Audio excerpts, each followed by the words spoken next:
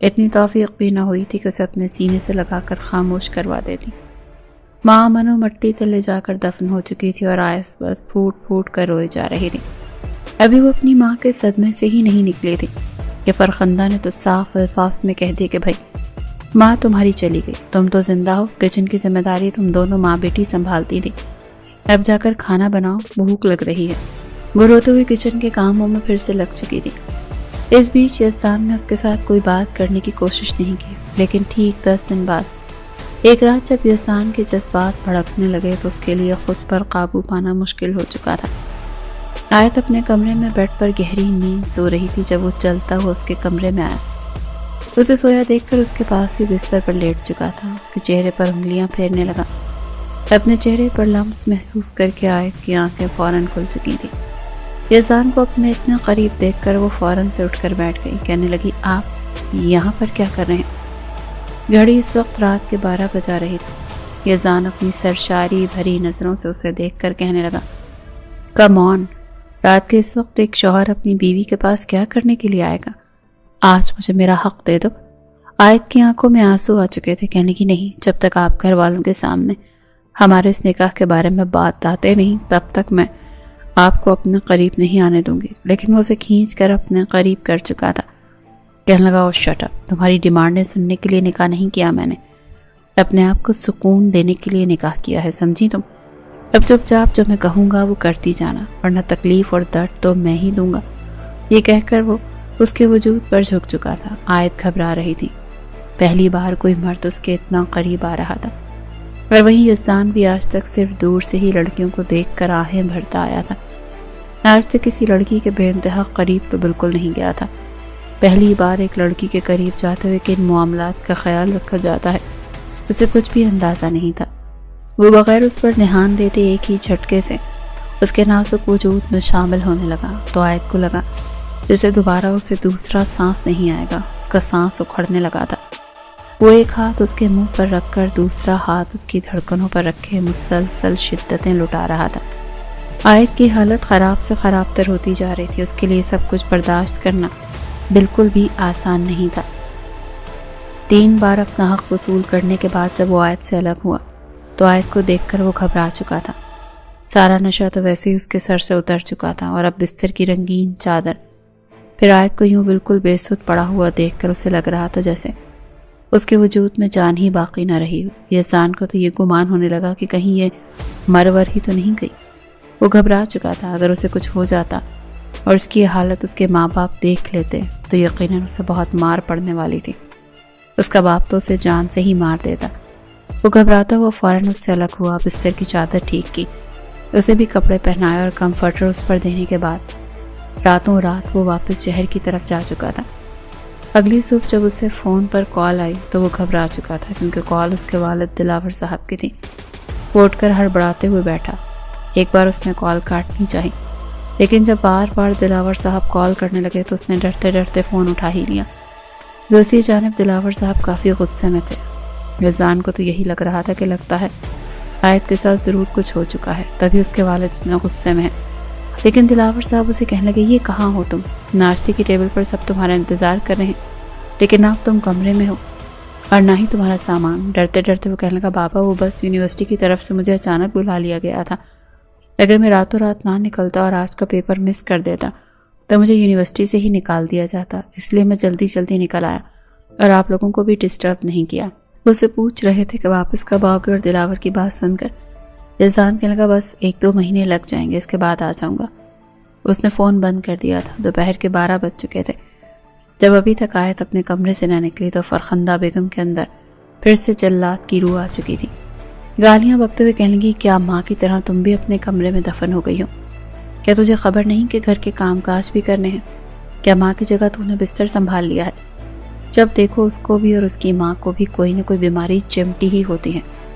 وہ دھڑلے سے دروازہ کھول کر کمرے میں آئی تھی، لیکن جس طرح سیرت بستر پر لیٹی ہوئی تھی انہیں مزید غصہ آ گیا۔ کہنے لگی دیکھو تو کیسے سو رہی ہے، جیسے یہاں کی مہارانی لگتی ہوں۔ یہ کہہ کر وہ آگے بڑھی اور ایک جھٹکے سے اس کا کمبل ہٹا دیا، لیکن جیسے ہی بستر کی حالت دیکھی اور آیت کو دیکھا تو وہ ٹھٹک چکی تھی، کیونکہ آیت نے الٹی شلوار پہن رکھی تھی اور قمیض بھی یوں پہن رکھی تھی کہ ایک بازو پہنا ہوا تھا اور ایک اترا ہوا تھا۔ اس کے بیڈ پر لگے داغ دیکھ کر فرخندہ بیگم کچھ دیر تو سمجھ ہی نہ پائیں کہ یہاں ہوا کیا۔ گھبراتے ہوئے کہنے لگی، آئے ہائے یہ کیا حالت بنا رکھی ہے تو نے، کیا ہوا ہے تجھے؟ لیکن آیت تو بالکل بے سود تھی، وجود ٹھنڈا پڑ چکا تھا۔ وہ اسے تھپک کر اٹھانے لگی مگر اسے ہوش نہیں آ رہا تھا۔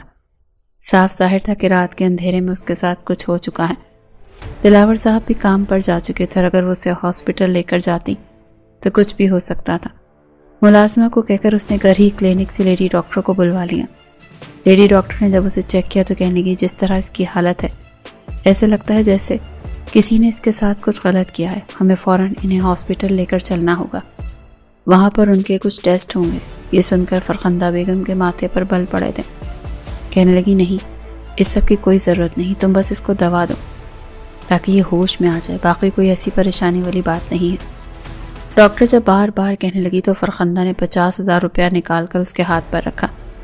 کہنے لگی، فیس مل گئی ہے نا، اب چپ چاپ یہاں سے چلی جاؤ اور اپنا منہ بھی بند رکھنا۔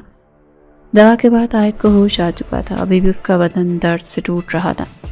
رات کے ہونے والے لمحات یاد کرتی وہ پھوٹ پھوٹ کر رونے لگی، لیکن فرخندہ نے جیسی اس کے رونے کی آواز سنی تو بھاگ کر کمرے میں آئی۔ کمرے میں آتے ہی اسے زوردار تھپڑ منہ پر دے مارا، بالوں سے پکڑ کر کہنے کی، چل کل منہ ہی جلدی بتا، اس کمرے میں رات کو کون آیا تھا، کس کے ساتھ منہ کالا کرتی رہی اور اب رو کیوں رہی ہے؟ بول، کس کے ساتھ یہ گل کھلائے ہیں تو نے؟ بخار ابھی بھی آیت کو تھا، وہ روتے ہوئے دونوں ہاتھ جوڑ کر کہنے لگی، خدا را میری بات سن لیں، چھوڑے، مجھے درد ہو رہا ہے، میرے ساتھ یہ سب کچھ یزدان نے کیا ہے، آپ یزدان سے پوچھیں کیونکہ انہوں نے میری یہ حالت کی ہے۔ یزدان کا نام سنتے ہی فرخندہ کو تو غصہ مزید آ چکا تھا۔ کہنے لگی، جھوٹ بولتی ہے، میرے بچے پر الزام لگاتی ہے، ارے تجھ جیسی کلموہی کو تو وہ اپنے پیروں کی جوتی کے برابر بھی نہ سمجھے۔ آنے تو تمہارے دایا کو، تمہارے ان کالے کرتوتوں کے بارے میں اسے بتاتی ہوں۔ جلد از جلد تمہیں اس گھر سے چلتا کرتے ہیں، تمہیں مزید اس گھر میں رکھا تو نہ جانے کیا کچھ ہوتا رہے گا۔ وہ آیت کو باتیں سنانے کے بعد کمرے سے جا چکی تھی۔ فرخندہ نے فوراً یزدان کو کال ملائی تھی اور پھر غصے سے پھٹ پڑی تھی۔ کہنے لگی، تجھے میری قسم بتا، کیا کیا ہے تو نے اس لڑکی کے ساتھ؟ اتنا تو میں بھی جانتی ہوں کہ اس لڑکی کے ساتھ کچھ نہ کچھ تو ہوا ہے۔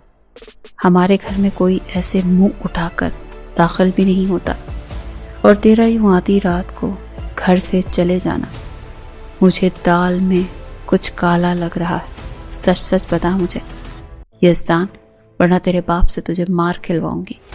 ماں کی ڈانٹ سن کر وہ بالکل لال پیلا ہو چکا تھا، لیکن فوراً اپنی آواز پر قابو پاتے کہنے لگا، اماں کیسی باتیں کر رہی ہو، مجھے کیا پتا کیا ہوا ہے اس کے ساتھ، اور میں اتنی اچھی اچھی لڑکیوں کو چھوڑ کر کیا اسی کے ساتھ منہ کالا کروں گا؟ مجھے کیا لڑکیوں کی کمی ہے؟ آپ بھی نا کیسی باتیں کرتی ہو؟ وہ کسی طرح اپنی ماں کو یقین دلا چکا تھا۔ شام کو جب دلاور آیا تو اس کے آتے ہی فرخندہ پھٹ چکی تھی۔ کہنے لگی، میں تمہاری اس بیمار بھتیجی کو مزید اس گھر میں برداشت نہیں کر سکتی، مجھے اس کے لچھن کچھ ٹھیک نہیں لگتے، بہتر ہے کہ اسے اس گھر کا کر دو تاکہ ہماری جانوں کو بھی کچھ سکون آئے۔ آیت جو کچن میں تھی یہ باتیں سن کر فوراً کمرے سے باہر نکلی تھی۔